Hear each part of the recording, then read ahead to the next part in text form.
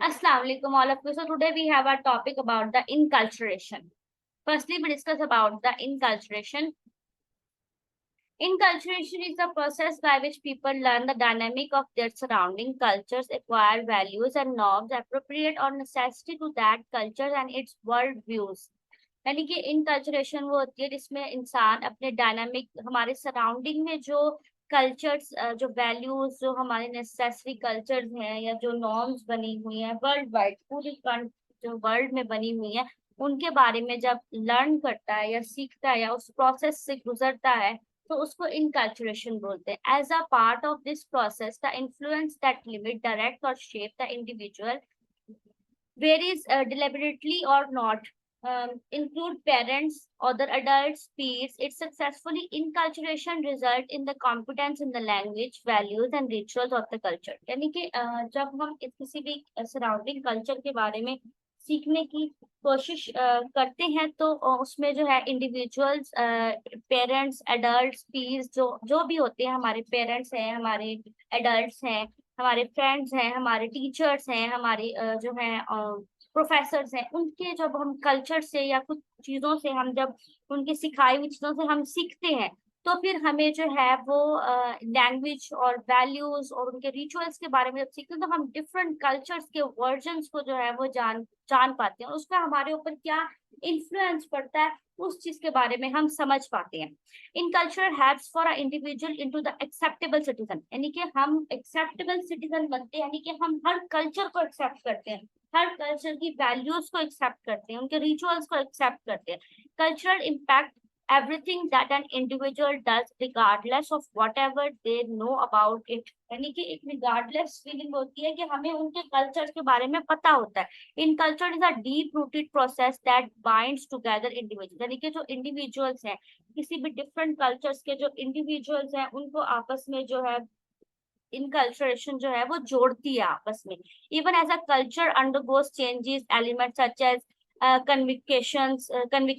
values, perspective, young raising practice remain similar. यानी कि बेशक हमारी जो है वो एलिमेंट्स डिफरेंस है एक दूसरे के अंदर वैल्यूज डिफरेंस है हमारे पर्सपेक्टिव डिफरेंस है लेकिन फिर भी हम जिस भी यंग जनरेशन की राइजिंग में जो है वो हमारी कहीं ना कहीं सिमिलैरिटीज जरूर होती है enculturation paves way of for tolerance which is highly needed for peaceful cohabitance यानी कि हमारी कोहैबिटेंस और टॉलरेंस जो होती है वो तकरीबन सेम ही होती है पीसफुल रहना पसंद करते हैं हम ऐसा हमें नीड होती है पीसफुल प्लेस की टॉलरेंस प्लेस की हमारे हैबिट्स ऐसे बने हुए होते हैं तो इन चीजों को जो है वो सेटल डाउन करने के लिए इनकल्चरेशन का जो कॉन्सेप्ट है वो लर्न करना बहुत जरूरी है अब the process of inculturation most commonly discuss in the field of anthropology is closely related to socialization, a concept central to the find of sociology.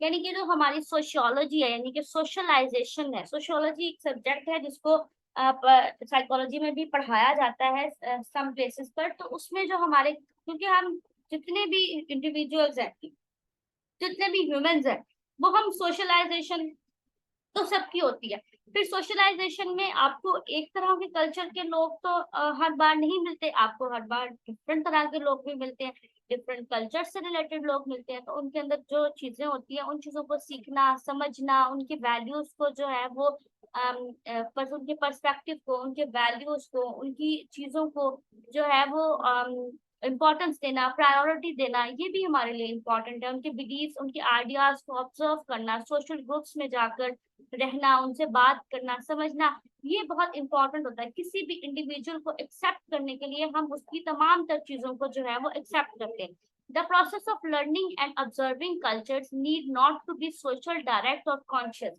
culture transmission can occur in various forms through the most common social method includes observing others individuals being taught or being instructed or less obvious mechanism include learning and one's culture from the media and the information of environment various technologies lead of cultural transmission adaptation across societies यानी कि अब हम जब किसी social को observe करते हैं तो लाजमी नहीं है कि हम उसको डायरेक्ट ऑब्जर्व करें, हम उसको वेरियस ट्रांसमिशन के जरिए ऑब्जर्व कर सकते हैं, यानी कि सोशल मेथड के जरिए ऑब्जर्व कर सकते हैं। हम उनके साथ जाकर बैठ सकते हैं, बात कर सकते हैं, बात करने के अंदाज से उन्हें ऑब्जर्व कर सकते हैं।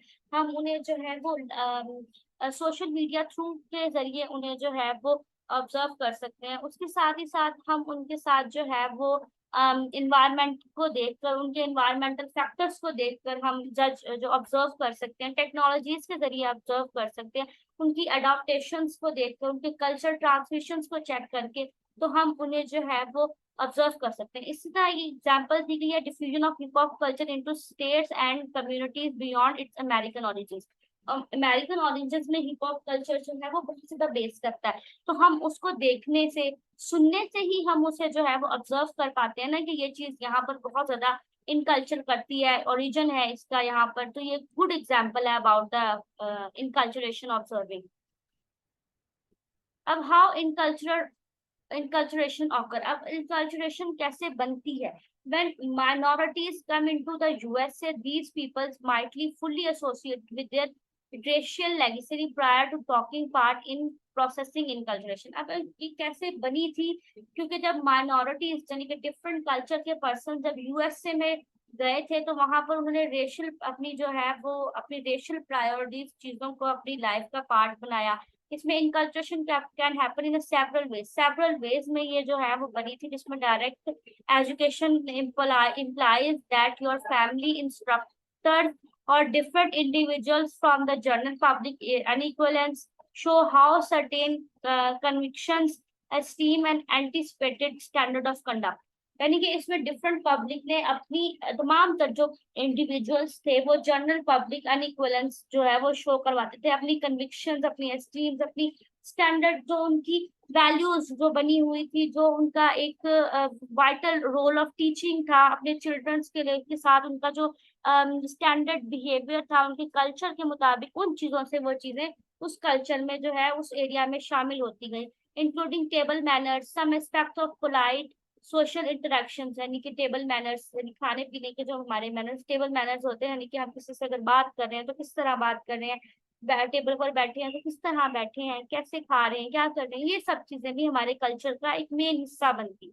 ठीक है। Strict families and social strict families familial and societal teachings which often use different form of positive and negative reinforcements to shape behavior।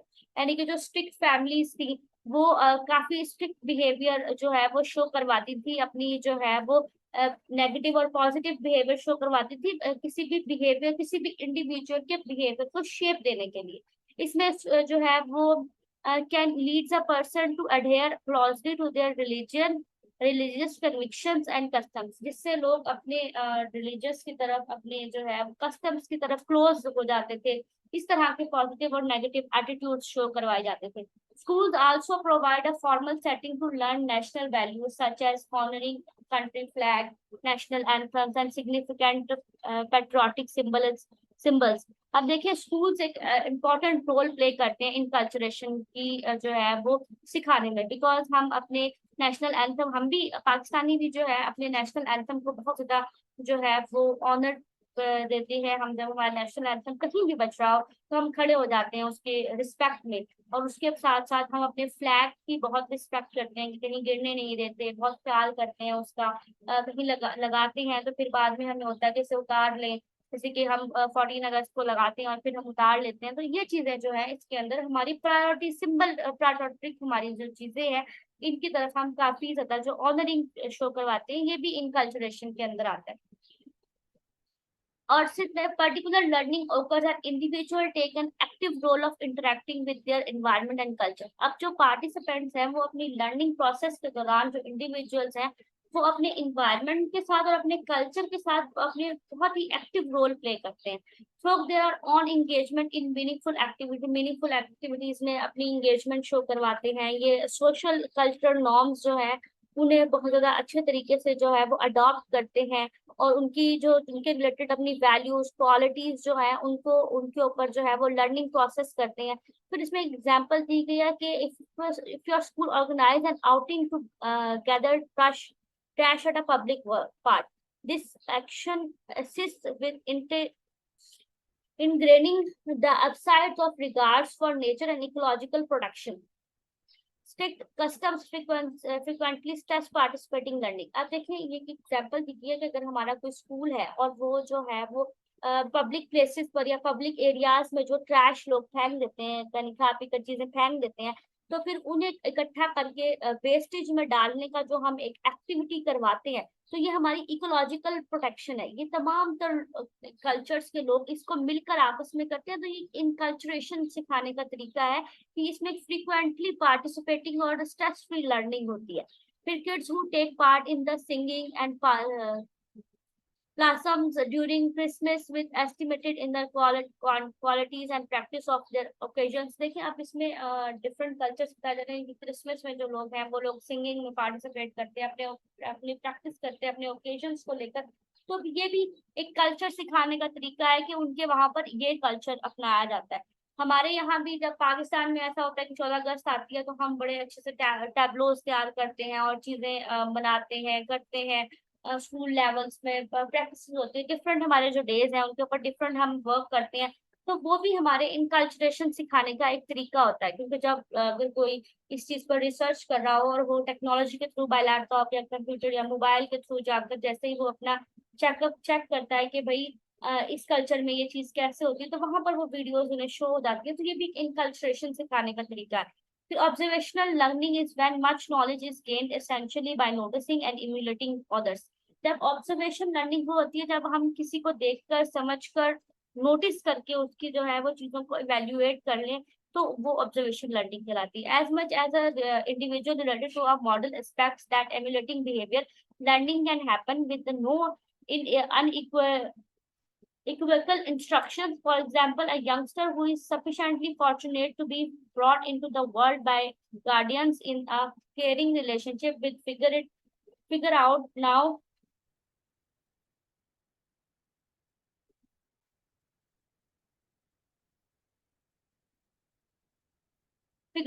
how to be tender and mindful in their future connections।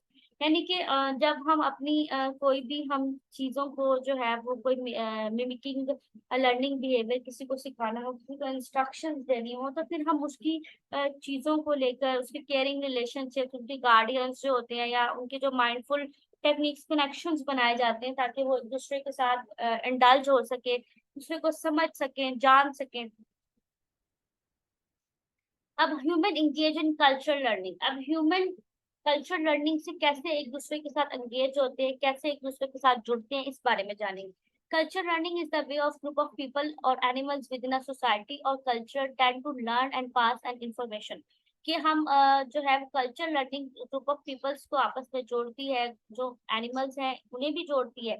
इसमें हम ये भी पढ़ेंगे कि जो non human animals हैं वो किस तरह से जो है वो कल्चरल लर्निंग करते हैं।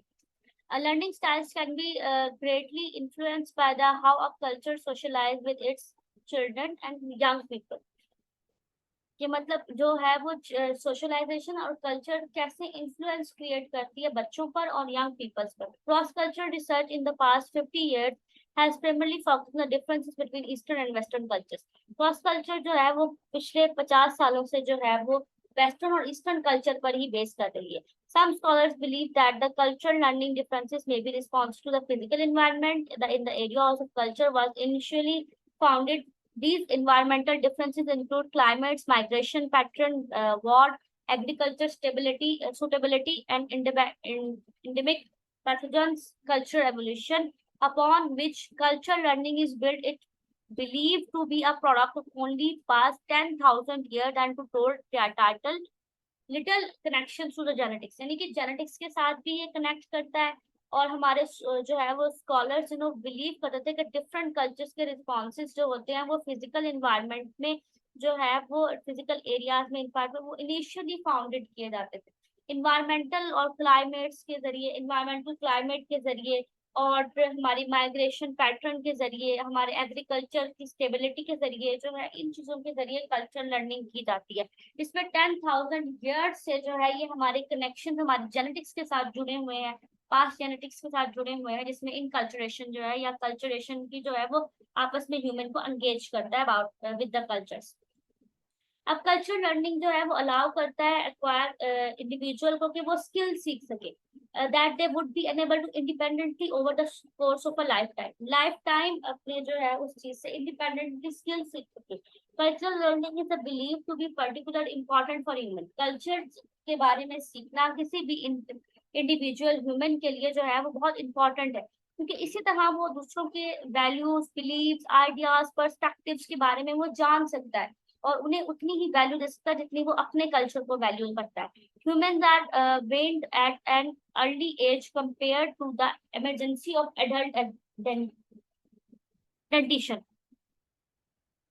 This immaturity of dentition and the digestive system, the time required for growth of brain। देखिए अब इसमें एक कल्चर लर्निंग बिलीव करती है कि एक ह्यूमन की जो है वो अडल्ट डाइजेशन इमरजेंसी में जब वो उनका डाइजेस्टिव सिस्टम भी जो है वो रैपिड चेंज करता है, rapid skeleton growth needed to for young have special digestive system and dependent on a adult for a long period of time. This time is dependence allows time for cultural learning to occur before passage in adulthood। अब देखिए ये सब चीजें जो है वो adult की learning process में आती है, कैसे उसका डाइजेस्टिव सिस्टम बनता है, कैसे उनका रैपिड स्केलेटन की ग्रोथ होती है, फिर कैसे उसकी हाइट बढ़ती है। किसी भी कल्चर के पर्सन्स में जो है डिफरेंट कंट्रीज के लोगों में, डिफरेंट कल्चर के लोगों में किसी का जो हाइट है वो छोटी होती है, किसी की बड़ी होती है, किसी जगह पर जो है वो लोग मोटे होते हैं, पतले होते हैं। इस तरह की चीजें भी जो है वो कल्चर में जो है वो नजर आती है। तो ये उनकी अडल्टहुड के साथ साथ वो इन चीजों के बारे में जो है वो लर्न करते जाते हैं।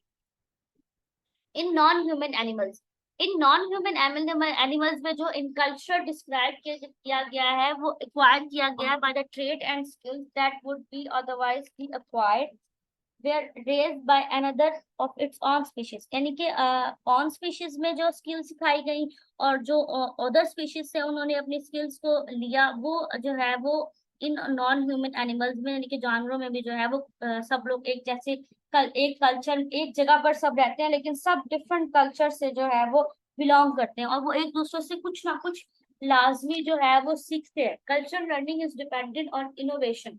इनोवेशन पर बहुत डिपेंड करता है कल्चर लर्निंग, और the ability of create new responses to the environment and the ability to communicate और imitate the behaviour of others. यानी कि हम दूसरों के कम्युनिकेशन स्टाइल से, दूसरों के बिहेवियर से हम क्या सीख पाते हैं, ये चीजें हमारे एनवायरनमेंट में हम सीख पाते हैं। Animals that are able to solve problems and imitate the behavior of others are therefore able to transmit information across generation. जो लोग प्रॉब्लम सॉल्विंग का वर्क कर पाते हैं, जो एनिमल्स, वो दूसरों के साथ जो है वो अपनी इंफॉर्मेशन को ट्रांसमिट करते हैं generation to generation. A wide variety of social animals learn from other members of their group और पैक। यानी कि बहुत सारे सोशल एनिमल्स जो हैं वो दूसरे लोगों से बहुत सारी चीजें सीख पाते हैं। बहुत सारी चीजें हम कुछ चीजें हमें आती होती हैं, पता होती हैं, और कुछ चीजें हम दूसरों से सीख लेते हैं। इसी तरह एनिमल्स में भी यही होता है। For example, learn multiple hunting strategies from the other pack members। A large number of bird species also engage in cultural learning। यानी कि हम hunting strategy, शिकार का तरीका जो है वो हमने डिफरेंट टाइप ऑफ एनिमल्स से सीखा है, और फिर बहुत सारे बर्ड्स से भी हैं जो इस कल्चर को लर्निंग करवाने में हमारी हेल्प करते हैं। Such learning is a critical for survival of some species. ये चीज जो है कुछ लोगों के सर्वाइवल, क्योंकि जब परिंदे या जानवर जो शिकार करते हैं अपने खाने के लिए, तो वो उसी चीज पर जिंदा रह पाते हैं, उनके सर्वाइवल करने की वजह होती है। Dolphin also pass an knowledge about to use. Dolphin भी हमें एक नॉलेज प्रोवाइड करती है, वो पानी से बाहर भी आती है, अंदर भी जाती है। इसी तरह की चीजें वो सिखाती है, जैसे कि वो अपनी एक्टिविटीज के जरिए जंप करना पानी में सिखाती है और डिफरेंट एक्टिविटीज करके सिखाती है। तो ये भी हम उससे स्किल सीखते हैं। एक नॉन ह्यूमन एनिमल से हमने ये स्किल सीखी, और तैरना सीखा हमने उनसे, जानवर, मछलियों से। तो ये चीज जो होती है नॉन एनिमल लर्निंग की तरफ लेकर जाती है। अब है सोशलाइजेशन एंड इनकल्चरेशन का difference. The main difference between socialization and enculturation is that socialization जो होती है वो बस बेसिकली प्रोसेस करती है लर्निंग को, बिहेव को, हमारे जो है in the way of acceptable, हम कैसे जो है उस सोसाइटी को एक्सेप्ट करते हैं। Enculturation is the process of being socialization into certain cultures. Enculturation जो है वो डिफरेंट सोसाइटीज में हमें जो सोशल करने के लिए ना, जो डिफरेंट कल्चर्स में हमें सोशल करने का काम करवाती है। ठीक है, सोशलाइजेशन एक लर्निंग प्रोसेस देती है और इनकल्चरेशन जो है हमें वहां पर बिहेव करने का सिस्टम देती है। Socialization and enculture are two similarities, similar process, दो तरह के सिमिलर प्रोसेस होते हैं। Socialization refer to the general process of acquiring culture and enculturation specifically refer to the process of being socialization for a particular culture. यानी कि जो socialisation है वो हमें जनरल कल्चर्स में, जो डिफरेंट कल्चर्स में हमें एक्वायरिंग सिस्टम देती है, लर्निंग सिस्टम देती है। जबकि जो इनकल्चरेशन है वो हमें किसी भी कल्चर में हमें किस तरह से बिहेव करना है, किस तरह से हमें उनके साथ जो है वो रहना है, उस चीज के बारे में सिखाती है। In fact it's not incorrect to say the enculturation is the product of socialization. यानी कि ये कहना गलत नहीं होगा कि इनकल्चरेशन जो है वो सोशलाइजेशन का ही एक बनाया हुआ प्रोडक्ट है, जिससे हम डिफरेंट चीजों को सीख पाते हैं। So that's over the last lecture of today, last side of today. So inshallah we catch up together now in the next lecture.